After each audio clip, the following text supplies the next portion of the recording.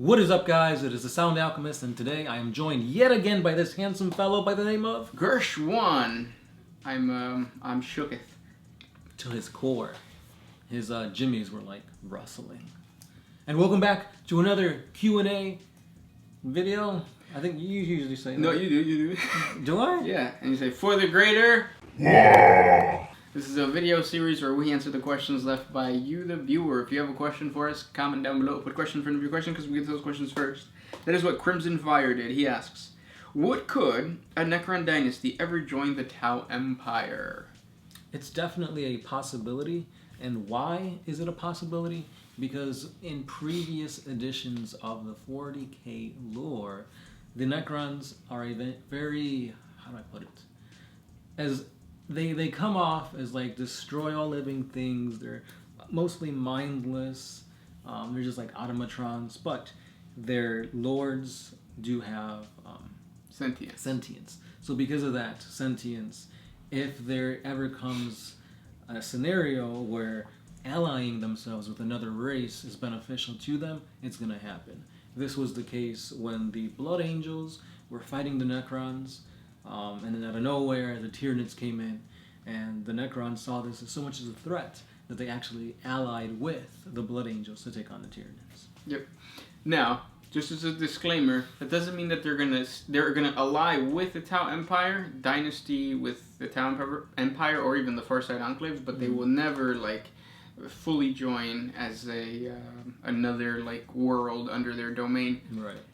Unless maybe, like, for some reason the Necron Lord died during the Great Sleep, and the Tau Fire Earthcast somehow managed to override the protocols, but even that's kind of like, Yeah, that's pushing the boundary. Yeah. But that's what Tau do, though. They push it. Push it real good. Yeah, just like that. Good question, though. Yeah. Yet another great one by the Crimson Fire. Next question comes from Pineapple. I meant like relic armor such as the Armor Indominus, the Armor of Russ, Custom Force Field, and such. I think his question was like, what armor would we choose? What armor relic? I always like the Armor Indomitable, just because I like saying that word, Indomitable. And in HeroClix, Indom was a pretty good ability. And we would shorten it to Indom. Yeah, because Indomitable is hard to pronounce, but I like to say Indomitable. Word. Next question. What do you got? This one is by Pineapple. Which faction would benefit the most from a new ally that's all about blocking projectiles? Kind of like the Astartes Psykers, but with a magnetic field. I think the Tau would. The Tau are mostly long-range stuff, and having a force field that stops incoming things but not outgoing things would be really good. And the funny thing is that, like, yes, the Tau Empire, or the Tau in the tabletop are supposed to be range. It's supposed to be a range army, but their range is horrible. Like, they have like one, two, a couple weapons that are good at long range, but it's one in an army of like a bunch of them. Yeah. If you were to have a bunch of fire warriors, and instead of giving them the 18 range that they have when they're worth using, if you bump that up to 24, Tau would be like strong.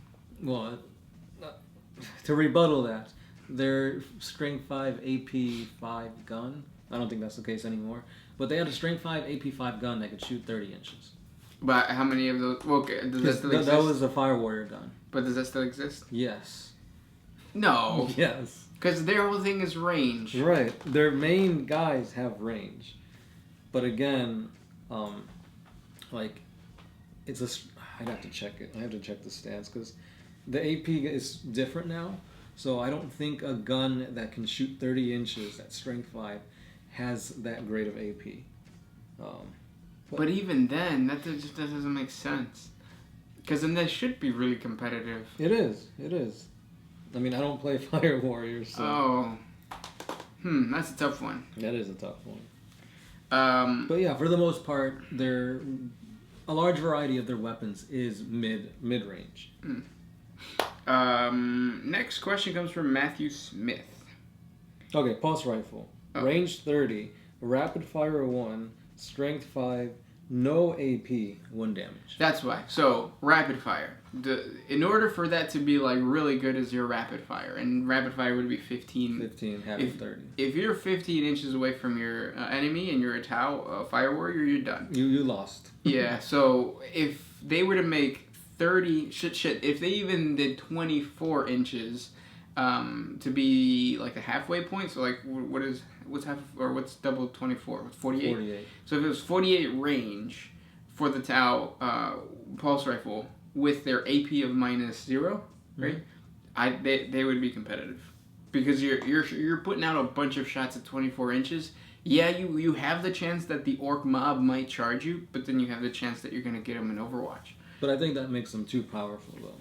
Because you're giving them all that range, which is essentially more turns of firing. Well, that's what you want from your army, though, right? That's what you should, like, crave. Yeah, because once you get into close combat, you're done for. Because the whole thing with the orcs, back in other editions, on the tabletop, the orcs were good at close combat, but to actually get them into close combat was almost impossible. And then the sluggers and the shooters were pointless to like, you might as well just have the extra 1 attack by bringing a slugger than a shooter. But now, with the Bad Moons keyword, or clan thing, if you don't bring shooters, you're dumb. Like, they let you reroll 1s, and then 6s give you additional, which it's an orc army. So like, GW gave orcs something that everybody wished they would have had, but they knew that would make the orcs overpowered, and now they're not overpowered, they're just competitive. And I think that's what would happen with the Tau Empire if you play Fire.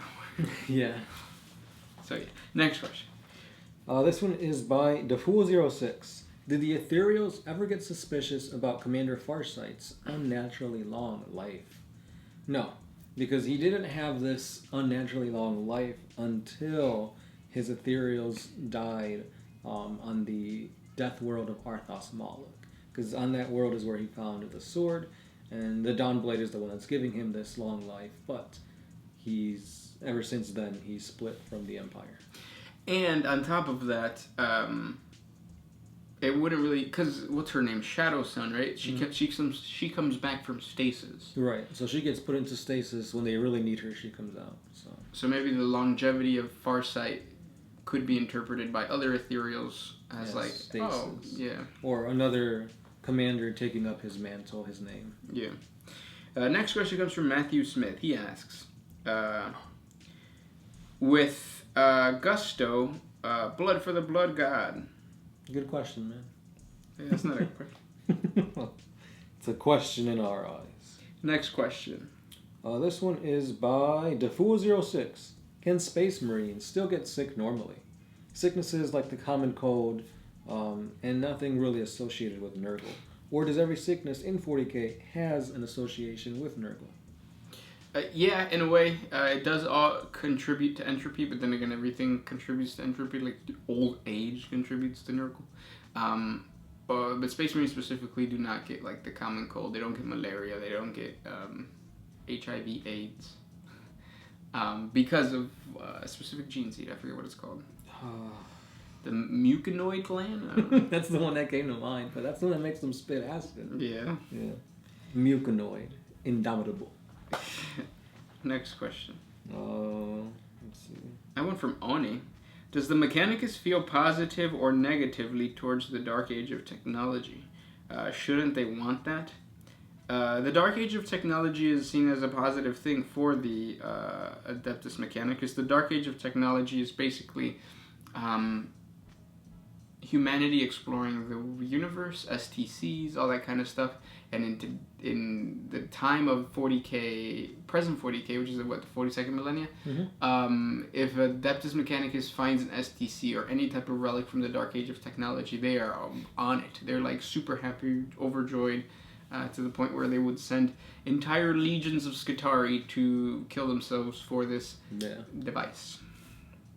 Which, it might end up being a toaster. It could be. Next question. Marcel Goussard. For the Sound Alchemist. That's me. What do you think of the Farsight novel, Crisis of Faith? I haven't read it yet, and the reason why I haven't read it yet is because I can't find it. I don't want to get it in like e-format, like I don't want to download it or anything like that. I actually want to keep the novel, like I want the book and put it on my bookshelf and stuff like that.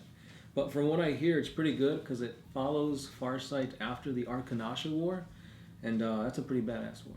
You don't shop on Amazon? No, if anything, I'd probably find it on eBay, but I'm like trying to get it at like Barnes and store. Nobles. Yeah, I'm kind of the same way. Yeah, I get you. Next question comes from Michael Kloss. For fun, what you think of a space marine on a predator playing a sax, or a whole crew playing an instrument, say a war band, but homies laughing my ass off. So what do we think of space marines on a predator playing a sax? It's cool. It contributes to Slanesh in a way, right? It's a noise marine. That's what a noise marine is. It's just a space marine with a guitar. It's cool. I don't know. I feel like it definitely contributes to the memes, and like if I remember correctly, I think it was like 5th edition. You could like deep strike a land raider. Next question comes from Squiggly Line. Which Primarch would be the best sugar daddy? Asking for a friend. Fulgrim. I think Fulgrim is what you consider is a zaddy. I don't know what it stands for, but I've heard it before. I could see that working. I'd want to go with Perturabo, because he just seems like he'd be like a mob boss. Like he's got that like look. To me, he reminds me of Kingpin from Into the Spider-Verse. Yep. Like he's just big and menacing. I could just see him like chilling in like a really big recliner with like a bunch of rings on his hands. Yeah, the thing about what was I saying? Oh, what were you saying? Kingpin? Okay, so the thing about sugar daddies is I always think that they're like older, bigger people like Kingpin. Mm-hmm. So yeah, I agree. Kingpin is an absolute unit. Like, if you haven't seen Into the Spider-Verse, check it out now. Yeah, because it's on Netflix. Is that thunder and a dog? And those are the questions for today. If you guys have more questions for us, comment down below. Yeah. As always, I'm the Sound Alchemist. Gershwan. And we are out. Always used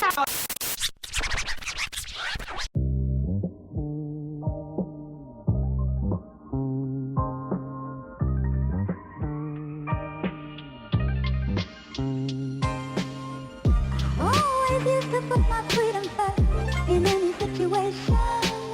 I knew I